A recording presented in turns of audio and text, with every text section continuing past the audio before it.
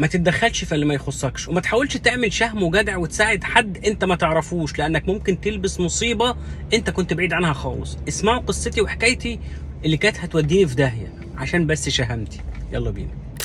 الحبايب مساء الخير. وانا في اولى جامعه، يعني الكلام ده من حوالي مثلا 15 16 سنه كده، يعني كنت ساكن في المدينه الجامعيه بتاعه جامعه القاهره.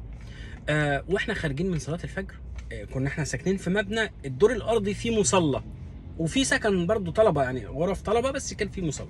خارجين من صلاه الفجر لقينا واحد بيصرخ الحقوني الحقوني اتسرقت ما اعرفش ايه. طلعنا نجري، موبايلي اتسرق، موبايلي بقى غالي جدا، ده انا جايبه بالقسط 6600، اللي كان معاه 6600 ده حاجه عظيمه جدا. المهم الولد فضل يعيط وما اعرفش ايه، واحنا اتجمعنا وشويه 10 دقايق كده، كل واحد بقى من الطلبه راح لحاله، اللي عايز ينام اللي عايز يذاكر شويه ما اعرفش ايه. وانا والله صعب عليا الولد جدا، فانا فضلت واقف معاه للاخر وبحاول اشوف له حل بس ده عبط مني يعني، لان هو احنا ما نعرفش بعض، هو في كليه علاج طبيعي وانا في كليه تانية قصه. المهم يعني فضلنا لحد لما كنا 3 4 كده، وانا بدات اقول للولد طيب في حد مثلا عارف ان انت معاك موبايل غالي ده؟ في حد عارف ان انت بتسيب الموبايل على الشاحن وانت بتصلي ما اعرفش ايه؟ طيب هو كسر الباب ازاي؟ وبدات ان انا ابص بقى على الباب، عارف المفتش كروم عته مني والله العظيم عته. المهم ايه ما لقيتش، مش لاقي حل، خدت بعضي وقلت ربنا يعوض عليك ورحت. يا دوب لسه واصل اوضتي لقيت الباب بيخبط. لو سمحت يا كابتن، 2 من اللي كانوا واقفين معانا بقى عايزين ناخد رايك في حاجه كده، انت شكلك جينيوس كده ودماغك جامده كده، ناخد رايك في حاجه في السرقه دي. يا سلام، يلا يا سيدي. رحت على الاوضه اللي حصل فيها السرقه، راحوا زقني جوه قافلين الباب، لقيت حوالي 5 6 والله العظيم في الاوضه. تعالى يا حرامي، انت اللي سرقت يا حرامي، انت معرفش ايه، انت جاي بقى تشوف بقى ايه احنا بنفكر ازاي عشان ما نعرفش نوصل لك وتبعد التهمه عنك. يا جدعان ده انا كنت بصلي معاكم الفجر لا ما اعرفش يا جماعه، ده انتوا اكيد شافتوني، لا انت اللي حرام ما اعرفش ايه. احتجزوني حوالي ساعه ونص والله العظيم، وغلط بقى وقله ادب وما اعرفش ايه، ولازم تطلع الموبايل، لازم تقول لي الموبايل وديته فين. بالصدفه في واحد زميلنا معدي رايح الحمام، فهو بلدياتهم بس معايا في الكليه ويعرفني، فلقي دوشه، خبط على الباب، ايه تعالى يا وسام احنا لقينا الحرامي. فين الحرامي ده يا جماعه؟ فتح الباب، ببص لقيني ايه ده خالد شاهين هو الحرامي ازاي؟ ايوه احنا لقيناه، ده كان مدسوس وسطينا وعمال يتطقص علينا وعمال يسال اسئله مريبه وما اعرفش، احنا ما نعرفوش. يا جماعه ده انا اللي مصحيه اصلا في صلاه الفجر وكان بيصلي جنبي، انتوا بتهرجوا. قالوا لا يا وسام ابعد انت، بص اطلع من الحوار ده يا اخوانا، والمصحف انا اللي مصحيه وحياه ربنا كان بيصلي جنبي. لا المهم وسام جري راح صح 2 زمايلنا برضو كانوا معايا في الكليه ويعرفوني وكانوا بيصلوا جنبي برضو يعني في نفس الصف.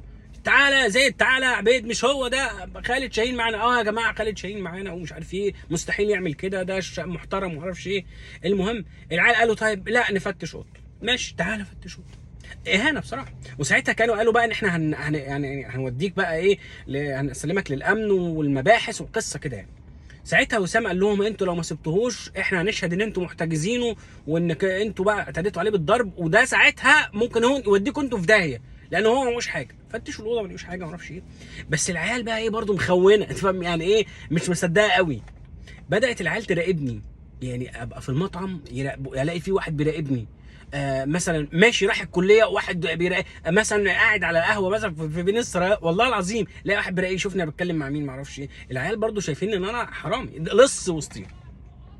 لحد عدى حوالي 4 اسابيع حاجه زي كده، شهر، اتقفش واحد في صلاه الفجر في الدور اللي فوقينا وهو بيسرق برضه موبايل، كسر قفل بتاع اوضه مسكوه سلموه للامن وحققوا معاه، والولد اعترف وقال ده انا بسرق الموبايلات ديت وبوديها المحل في المكان الفلاني ببيعها ما اعرفش. راحوا جابوا الواد بتاع المحل ده، والولد برضه جاب الموبايلات اللي معاه، من ضمنهم الموبايل، يعني الحاجات اللي ما لسه ما اتباعتش، يعني الموبايل بتاع مين بقى؟ بتاع صاحبنا بتاع العلاج الطبيعي اللي انا كنت متهم فيه.